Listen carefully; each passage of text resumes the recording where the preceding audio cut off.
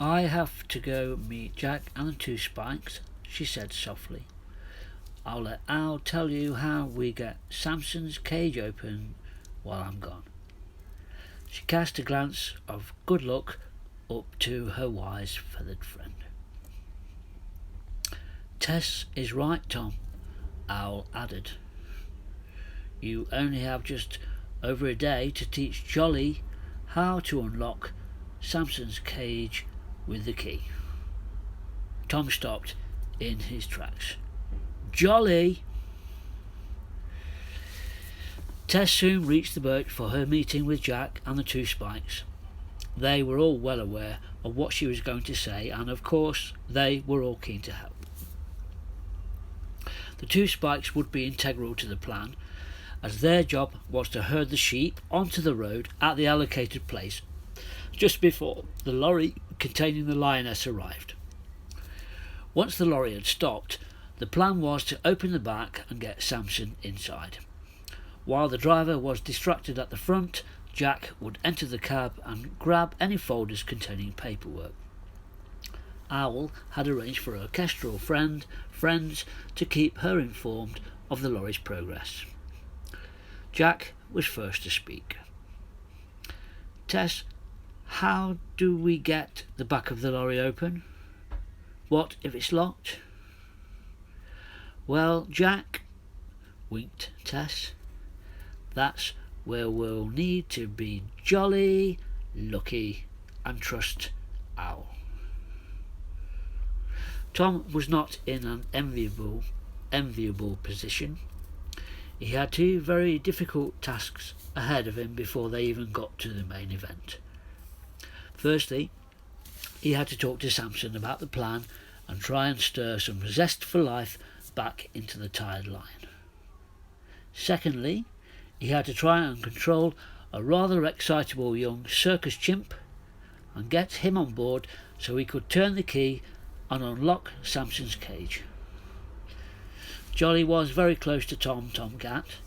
The two had often played together, frequently visiting Samson, where the young monkey would sit on Samson's back, wrapping his arms around the great cat's mane. Such was the affection that they all shared. As it happened, that turned out to be the easier of the two tasks. Jolly was very excited to be able to help in the plan, and was also excited to be able to meet Tess and her now famous friends. Tom spoke in a hushed voice. "Jolly, this has to be kept secret, even from your mom. I know that will be difficult. Can you do that?" Jolly assured Tom that she was up to the task, and knew she would be able to easily open the cage door with the keys. It was arranged that Tom would sneak into the lion keeper's caravan to get the keys after the predictable amount of alcohol had been drunk by him, and he was, as always, snoring loudly. Tom spent a lot of that night with Samson. He began by describing the park where he would be living. He explained that all the lions there knew he would be arriving, and they were all on his side after hearing about his life and his journey. Samson sighed heavily. "It's too late for me, Tom," he said. "I don't know if I can change."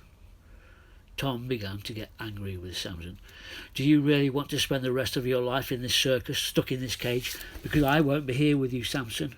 I couldn't bear to watch as the last spark of life slowly dims from your eyes." He paused, seeing the sadness in his friend's eyes. "We can speak more in the morning, but it has to happen tomorrow night, Samson.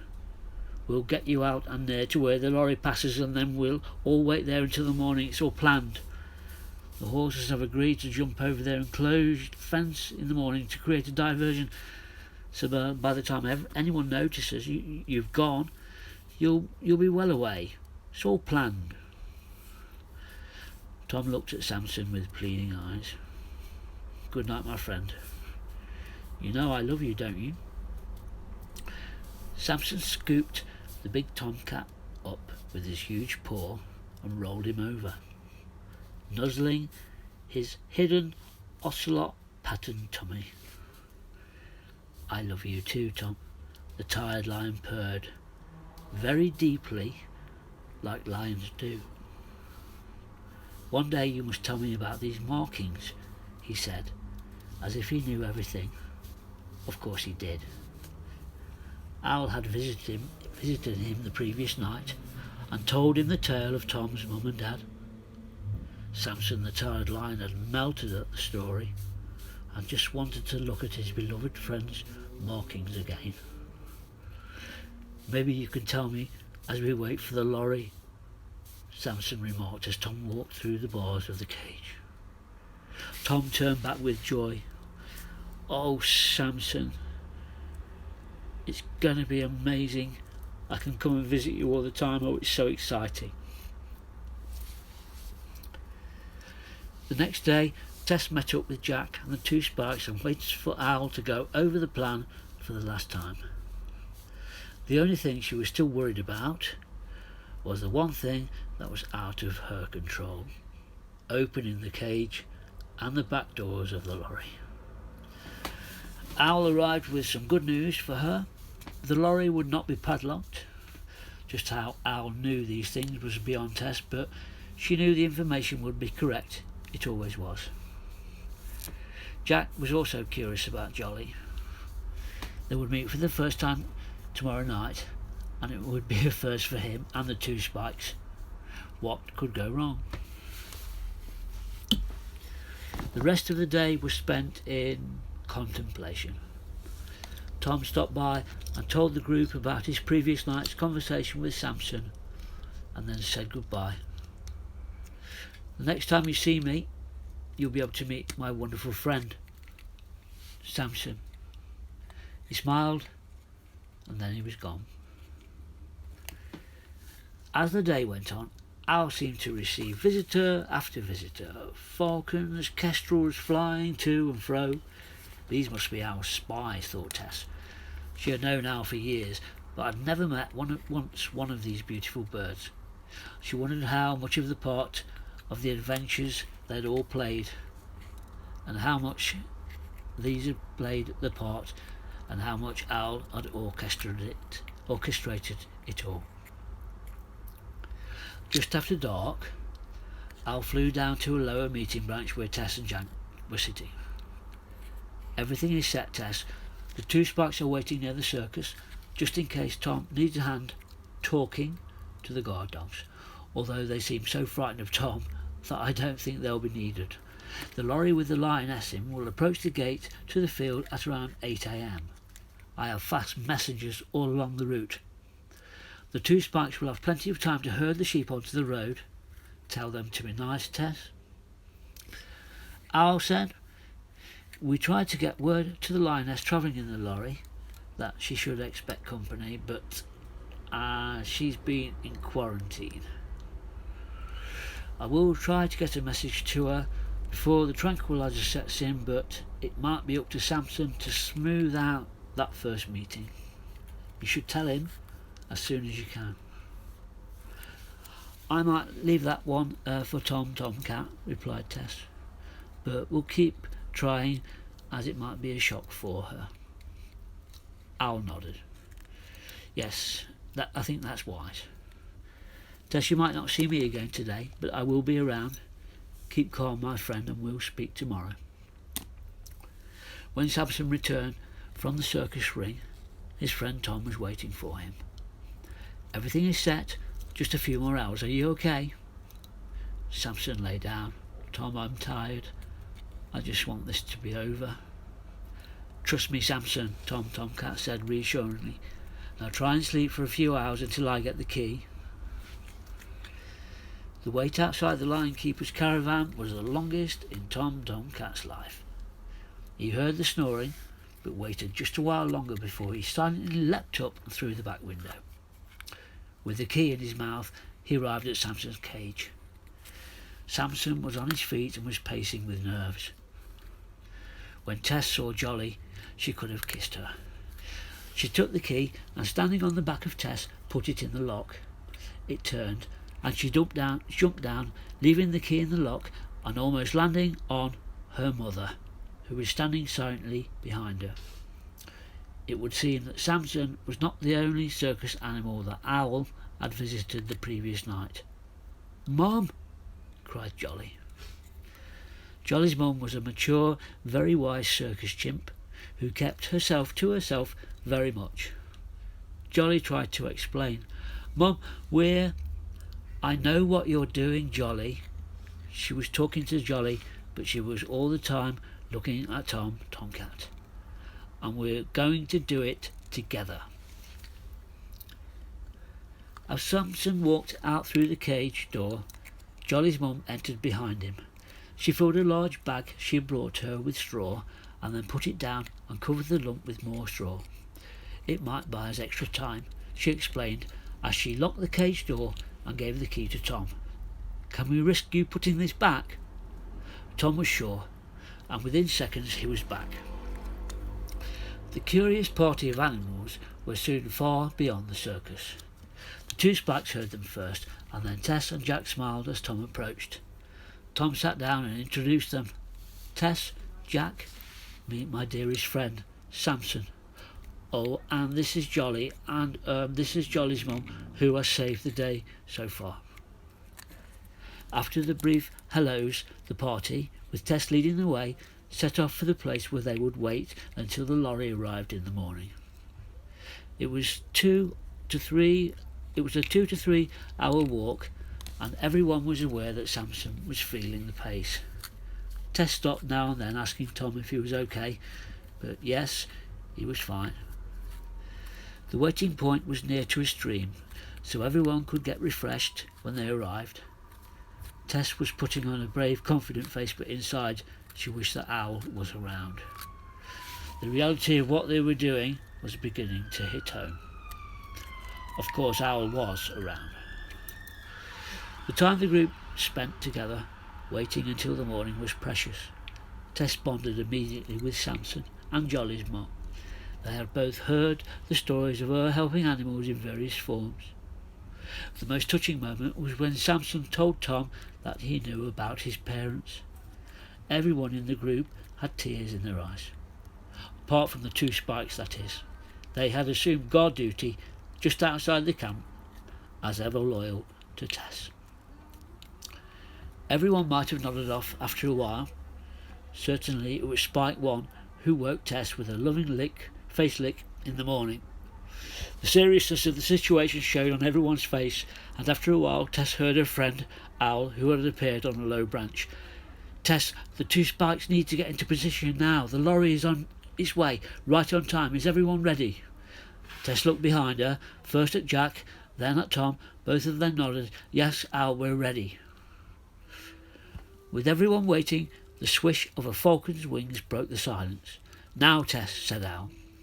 Jack shot off to message the two Spikes, who immediately began to explain to the bewildered sheep the necessity of getting through the gate onto the road as soon as possible, in the nicest possible way. It was chaos. The whole road was full of sheep, making the most horrendous noise. The lorry had plenty of time to see the unexpected obstacle and stopped in the expected place. Tess and Tom walked with Samson towards the back door as they heard the lorry driver getting out. What Tess saw at the back of the lorry made her blood run cold.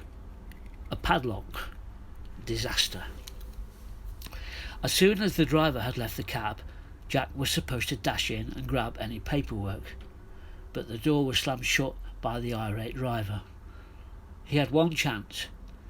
The driver's window was open by around 8 inches, but it was too high. Could he jump that high? Before he had time to think, he saw Spike 1 standing by the lorry door facing him. He ran. Using Spike 1 as a springboard, it worked, and tucking his legs in, Jack entered the lorry cab in silence. Seeing a folder full of papers, he picked the whole thing up in his mouth and leapt through the open window onto a waiting Spike, who deadened the sound. For a split second, he imagined himself in the circus, as still on Spike 1's back, they both arrived at the back of the lorry, only to see a very worried Tess. "It's padlocked, Jack," she said, wondering for a second why Jack was standing on Spike One's back. As soon as Tess had finished speaking, Jolly's mum pushed past carrying a large piece of wood.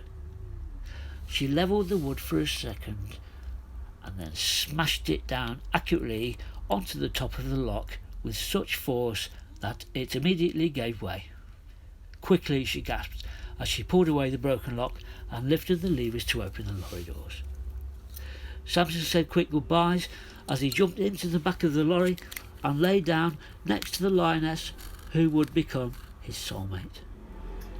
When Jolly's mum closed the doors, she snapped on a new padlock which she had been carrying. "Owl," Tess said to herself as they all made their way back to the hiding place.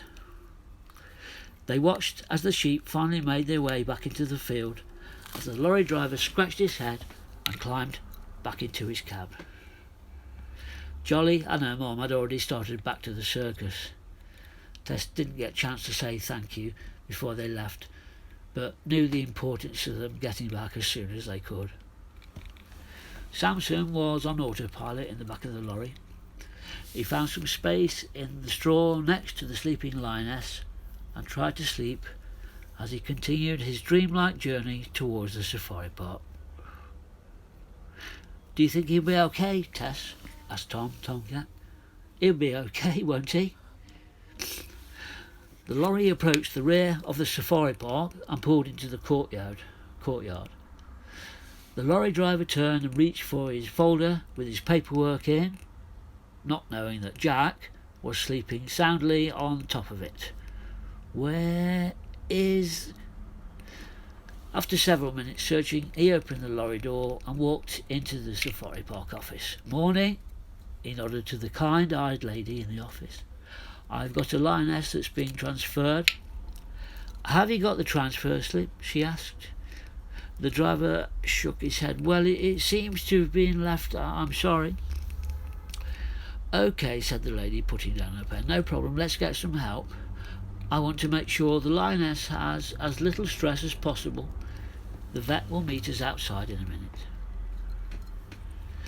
After the excitement of the rescue, Tess, Jack and Tom had slowly made their way back to the canal side with the two Spikes leading the way. Jack was still proudly carrying the folder of paperwork in his mouth as they arrived at the boat. They all decided to try to get some sleep and then meet back later just after lunch. Tomcat would report on the circus reaction to losing a fully grown lion very close to a medium-sized town, and then they would all await any news from Owl's spies about the arrival of an extra lion at the park. "This key doesn't seem to fit the padlock," said the confused lorry driver, trying and retrying the much smaller key. One of the safari park workers shuffled off and reappeared with some bolt cutters.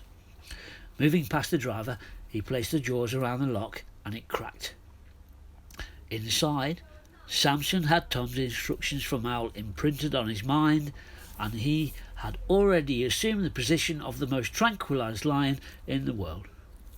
He heard the lorry door open and the gasps of surprise as the lady with the kind eyes counted an extra lion to the tune of 1. "Oh, Tess, Jack, it was frantic," reported a stunned Tom as he met with his rescuer friends. First the circus owners were screaming at the lion keeper, then the police arrived, then the armed police arrived. They all just kept looking at the empty lock cage. Jolly's mum made this the perfect lion nap. For good reason, celebrating what appeared to be a successful mission was placed on hold by Tess and her friends. For a few weeks after the event, the search for Samson was relentless. Of course, the national press had publicised the loss of a circus lion, and by now the safari park had tried and retried to find and follow a paper trail to confirm the transport of 2 lions, not 1. The 2 lions were in quarantine, so news of Samson was hard to come by, even for Owl and her super spy network. "He's okay and thinks he's in love was the only message they could get from Owl, which on the whole was not a bad message. It was the last few days of the lion's quarantine when the troubled lady with the kind eyes decided she would rather die than hand over the beautiful but tired-looking lion back to the circus. Of course, she knew they had the missing circus lion. She had known for weeks. She couldn't explain how and why it had happened, of course, but who could? Soon the paperwork with details of the 2 lions transferred was safely logged into the safari park records. Her friend at the other park was more than willing to shield this tired lion from a certain death performing in captivity. Could Owl have foreseen this act of compassion by the lady with the kind eyes? Tess was asking herself this question for many months after the event. The group had one last meeting before they all said goodbye.